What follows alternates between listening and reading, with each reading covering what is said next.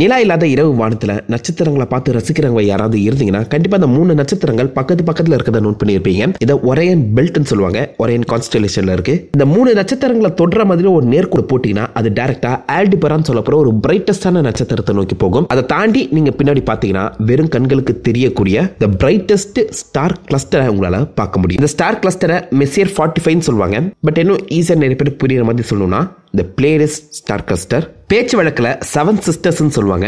7 சகோதரிகள். இந்த நட்சத்திர கூட்டத்துக்கு 7 சகோதரிகள்ங்கிற பேர் வரதுக்கான காரணம் என்ன? This is unsigned the Pleiades star cluster.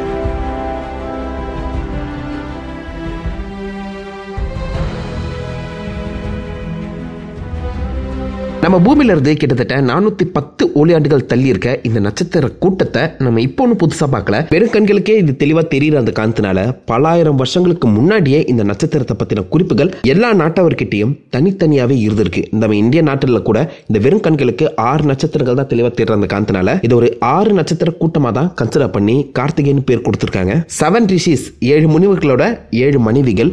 So அதுல 6 மனைவிகள் இங்க இருப்பாங்க. 7வது மனைவி தான் அந்த ஆல்கனன் மிசார், அதாவது அருந்ததி அண்ட் வசிஷ்டா. அது இந்த நட்சத்திர கூட்டத்தில் இருக்காது, அர்சா மேஜர்ல இருக்கும். பட் அப்போதைக்கு வெறும் கண்களுக்கு 6 நட்சத்திரங்கள் தெரியுற அந்த சமயத்தில் இது 6 மனைவிகள் கூட்டமாவே பார்க்கப்பட்டது. எல்லா நாடுகளிலும் இது சம்பந்தப்பட்ட இதிகாசங்கள் கண்டிப்பா இருக்கும். அதுல நம்ம வானவியல் சம்பந்தப்பட்டதுல அதிகமா கிரேக்கத்தை தான் ஃபாலோ பண்றது காரணத்தினால கிரேக்கத்துல அட்லஸ்ங்கிற ஒரு கடவுள் இருக்காரு, தெரியும் நினைக்கிறேன். அவருடைய வைஃப் பிளேயோனி. இந்த பிளேயோனியோட மகள்கள் 7 பேரோட பேரை தான் இந்த 7 நட்சத்திரங்களுக்கு கொடுக்கப்பட்டிருக்கு. அப்ப நடந்த ஒரு மிகப்பெரிய போர்ல இந்த 7 டாட்டர்ஸுமே பார்த்தீங்கன்னா ஒரையன் அப்படிங்கிற ஒரு ஹண்டர் டார்கெட் வச்சு துரத்திட்டு போனாரா. இந்த 7 டாட்டர்ஸோட அம்மா பிளியோனி ஜியூஸ் கிட்ட ஹெல்ப் கேட்க அவர் இந்த 7 பேரையுமே புறாக்களா மாத்தி வானத்தை நோக்கி பறக்க விட அவங்க நட்சத்திரங்களா மாறிட்டாங்களாம். பட் ஒரையன் சும்மா இல்லாம அவருமே நட்சத்திரமா மாறி இப்போ வரைக்குமே துரத்திட்டு இருக்க மாதிரி தான் கதை சொல்லப்படுது. ஸோ அதனால தான் நீங்க ஒரையனை ஃபாலோ பண்ணீங்கன்னா பிளேடிஸை கண்டுபிடிச்சிடலாம். கதை நல்லா இருக்கலாம் நான் கேட்க. பிளேடிஸுங்கிற பேர் அப்படிதான் வந்தது. ஸோ இந்த நட்சத்திர கூட்டம் நம்ம பூமியில இருந்து 410 ஆரம்பிச்சு 444 ஒளியாண்டுகள் தள்ளி இருக்கு.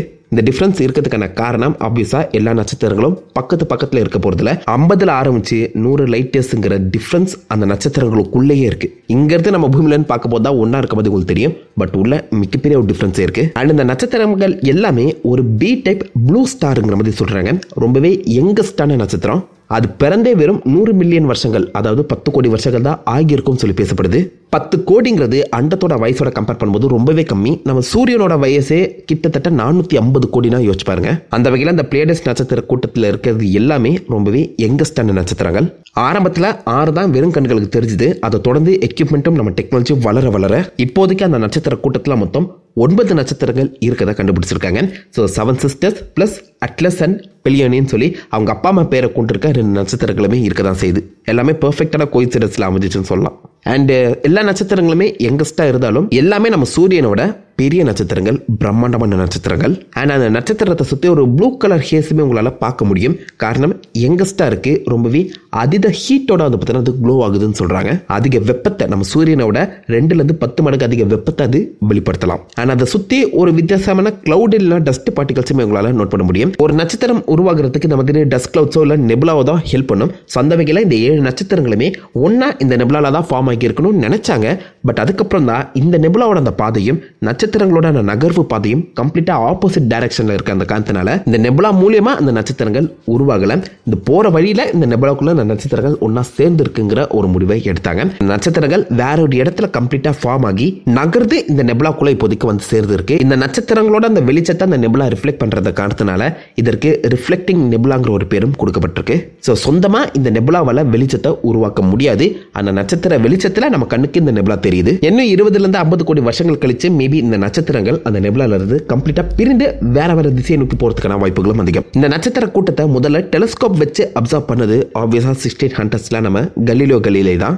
அவர் இந்த பிளேடிஸ் கூட்டத்துக்குள்ள மொத்தம் 36 விதமான நட்சத்திரங்கள் இருக்கு. அதுல 9 தான் நம்ம கண்களுக்கு தெளிவா தெரியக்கூடிய பிரைட்டஸ்டான நட்சத்திரங்கள். இது எல்லாமே ரொம்பவே டிம்மா இருக்குன்னு சொல்லி ஒரு தனி புத்தகத்தை ரிலீஸ் பண்ணாரு. அதை தொடர்ந்து வந்த சார்ல்ஸ் மெசியர் 1770s அப்போ அவர்கிட்ட அப்போ கிடைச்ச அந்த டெக்னாலஜியை வச்சு இந்த நட்சத்திரங்கள் எவ்வளோ தூரத்தில் என்னென்ன இடத்துல இருக்குங்கிறத எல்லாத்தையுமே டீட்டெயில்டாக கேட்டலாக் பண்ணாரு. அந்த கூட்டத்தை இன்னும் மிக பெருசாக ஆக்கணும்னு சொல்லி அதுக்குள்ள இருக்க குட்டி குட்டி காமெட்ஸை கூட வந்து அவர் நோட் பண்ணி கிட்டத்தட்ட 42 பொருட்கள் அந்த பிளேடிஸ் கிளஸ்டர்ல இருக்குங்கிறத மென்ஷன் பண்ணாரு. பட் எவ்வளவுதான் அதிகமான நட்சத்திரங்கள் இருந்தாலும் அதுல பிரைட்டஸ்டான நட்சத்திரங்கள் மொத்தம் 9 தான். அந்த 9 நட்சத்திரங்களை மட்டும் நம்ம ஃபோக்கஸ் பண்ணுவோம் இப்போதைக்கு.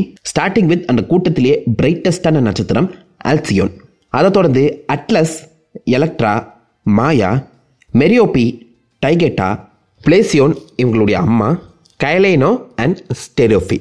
இந்த கைலேனோ தான் நம்ம பூமியில இருந்து ரொம்ப தொலைவில் இருக்கு. கிட்டத்தட்ட 434 ஒளியாண்டுகள் தள்ளி இருக்கு. நம்ம பூமிக்கு பக்கத்தில் இருக்கிறது மெரியோபி அண்ட் மாயா, அதாவது 344 ஒளியாண்டுகள் தள்ளி இருக்கு. இந்த ரெண்டு நட்சத்திரங்களுக்கு இடைப்பட்ட அந்த டிஸ்டன்ஸே ஆல்மோஸ்ட் 100 லைட் இயர்ஸ். இப்போ யோசிச்சு பாருங்க, ஒவ்வொரு நட்சத்திரத்துக்கும் இடைப்பட்டிருக்க அந்த டிஸ்டன்ஸ் எவ்வளவு தொலைவா இருக்கும்னு. எல்லா நட்சத்திரங்களுமே ரொம்ப யங்கான பி கிளாஸ் ப்ளூ ஸ்டார்ஸ். இந்த ப்ளூ ஸ்டார்ஸ் நீல நட்சத்திரங்கள் எல்லாமே அதிக வெளிச்சத்தோடையும் வெப்பத்தோடையும் அதிவேகமாகவும் எரியக்கூடியது. நம்ம சூரியன் மாதிரி நின்று நிதானமாக எரியறது கிடையாது. ஸோ அதிவேகமாக எரியிற அந்த சமயத்தில் இது பிறந்த உடனே சீக்கிரமாக செத்து போயிடும். சூரியனை விட ரொம்பவே யங்கஸ்டான நட்சத்திரங்களாக இருந்தாலும் சூரியனுக்கு முன்னாடியே இது செத்து போயிடும் சொல்கிறாங்க. அண்ட் இந்த கூட்டத்தில் நிறைய இதே மாதிரி இறந்து போன ஒயிட் ட்வார்ஃப்ஸும் இருக்கதான் அவங்க நோட் பண்ணியிருக்காங்க. ஸோ நம்ம சூரியனுக்கு முன்னாடி இந்த நட்சத்திரங்கள் இறந்து போயிடும். இந்த நீல நட்சத்திரங்களை தாண்டி உள்ள நிறைய விதவிதமான சிவப்பு நட்சத்திரங்களும் இருக்கதை நோட் பண்ணியிருக்காங்க.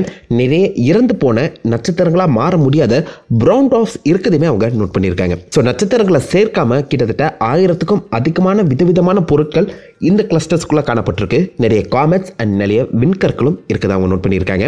முக்கியமாக பிரவுன் ட்வார்ஃப்ஸை கண்டுபிடிக்கிறது ரொம்பவே கஷ்டம். பட் இந்த நட்சத்திர கூட்டத்தை இது வரைக்கும் பல பேர் பல வித்தியாசமான கோணத்தில் ஆராய்ச்சி பண்ணி அதிக அளவு பிரவுன் ட்வார்ஃப்ஸை தான் கண்டே பிடிச்சிருக்காங்களாம். அதாவது இந்த கூட்டத்தில் 25% பாசிபிளி பிரவுன் ட்வார்ஃப்ஸா மட்டுமே இருக்கிறதுக்கான வாய்ப்புகள் அதிகம் சொல்றாங்க. இந்த பிரவுன் ட்வார்ஃப்ஸ் எல்லாமே நட்சத்திரங்களா மாற முடியாம தோற்ற நட்சத்திரங்கள், ஃபெயில்டு ஸ்டார்ஸ்ன்னு சொல்லுவாங்க. நம்ம ஜூபிட்டரை விட கொஞ்சம் பெருசாக இருக்கும், பட் அதிக அளவு நிறைய கொண்டு இருக்கும். ஸோ கிட்டத்தட்ட 25% இந்த நட்சத்திர கூட்டத்துக்குலாம் பிரவுன் ட்வார்ஃப் தான் இருக்குன்னு சொல்லும்போது அப்போ யோசிச்சு பாருங்க எத்தனை நட்சத்திரங்கள் இதுக்குள்ள தோற்றுருக்குன்னு. So red stars, blue stars, brown dwarfs, white ட்வார்ஃப்ஸ்ன்னு சொல்லி இப்படி விதவிதமான நட்சத்திரங்களால் உருவாக்கப்பட்ட இந்த கூட்டத்துக்குள்ள கிரகங்கள் கண்டுபிடிக்கப்பட்டிருக்கா? நட்சத்திரங்கள் சொல்லும்போது அதை சுற்றி கிரகங்கள் இருக்கதானே செய்யணும். அப்படி ஏதாவது கிரகங்களை இதுக்குள்ள கண்டுபிடிச்சிருக்காங்களாங்கிற ஒரு கேள்வி உங்களுக்கு கண்டிப்பாக வரும். இப்போ வரைக்கும் எந்த ஒரு கிரகத்தையுமே இந்த குளோபுலர் கிளஸ்டருக்குள்ள கண்டுபிடிக்கல. நம்ம ஹபிள் டெலஸ்கோப்பை வச்சு இந்த கிளஸ்டரை ஃபோக்கஸ் பண்ணும்போது நிறைய அழகான புகைப்படங்களை எடுத்துச்சே தவிர்த்து எந்த ஒரு விதமான கிரகங்களையுமே இது கண்டுபிடிக்கல. மேபி கிரகங்கள் இருக்கலாம், ரோக் பிளானட்ஸாவோ இல்லை உண்மையாகவே ஒரு நட்சத்திரத்தை சுற்றி வர கிரகமாவோ இருக்க வாய்ப்புகள் அதிகம். பட் இப்போ வரைக்குமே எந்த ஒரு கிரகங்களும் இந்த நட்சத்திர கூட்டத்தில் கண்டுபிடிக்கப்படலை. பட் கிரகங்கள் உருவானதுக்கான இல்லை உருவாக்கப்பட போறதுக்கான அறிகுறிகள் இருக்கு. பிகாஸ் இந்த கிளஸ்டரை சுற்றி நிறைய அந்த டஸ்ட் பார்ட்டிகல்ஸ் இருக்கு, நிறைய நட்சத்திரங்களுமே இருக்கு. இந்த நட்சத்திரங்கள் அதோடைய கிராவிட்டியை வச்சு பாசிபிள் இந்த டஸ்ட் பார்ட்டிகல்ஸை ஒன்னா சேர்த்து கிரகங்களை எதிர்காலத்தில் உருவாக்கலாம். அதுக்கான வாய்ப்புகள் இருக்கு. மேபி ஒரு 2 கோடி வருஷங்கள் கழிச்சு புது கிரகங்கள் உருவாக்கப்படலாம். இது எதையுமே உங்களால் வெறும் கண்களால் பார்க்க முடியாது. நம்ம பூமியிலிருந்து இந்த கிளஸ்டரை நீங்க பார்த்தீங்கன்னா வெறும் 6 நட்சத்திரங்கள் மட்டும் உங்களுக்கு தெளிவாக தெரியும். டைம் கிடைச்சா மறக்காம ரசிக்க கற்றுக்கோங்க. நான் முன்னாடியே சொன்ன அந்த கதைப்படி ஒரேன் இப்போதைக்கு பிளேடிஸை துரத்திட்டு போயிட்டு இருக்காருல, அந்த பிளேடிஸ் கிளஸ்டரே ஒரேனை நோக்கி தான் நகர்ந்து வந்துட்டு இருக்கான். ஸோ உங்கள் பேரம்பேத்திகளுக்கு இந்த கதையை சொல்லி வைங்க. எதிர்காலத்தில் பாசிபிளி அந்த பிளேடிஸ் கிளஸ்டர் ஒரேன் பக்கத்தில் வரதுக்கான வாய்ப்புகள் இருக்கு. ஸோ ஹண்டர் எப்படியோ அந்த பிளேடிஸை பிடிச்சிட்டாரு அப்படிங்கிற மாதிரி கதையை முடிக்கலாம். அது கதையாக இருந்தாலும் வானத்தில் அந்த நிகழ்வுகளை நம்ம நேரடியாக பார்க்கும்போது அந்த கதைகளை கேட்க நல்லா இருக்கு. அதுக்காக தான் சொல்கிறேன். This is unsigned, signing off.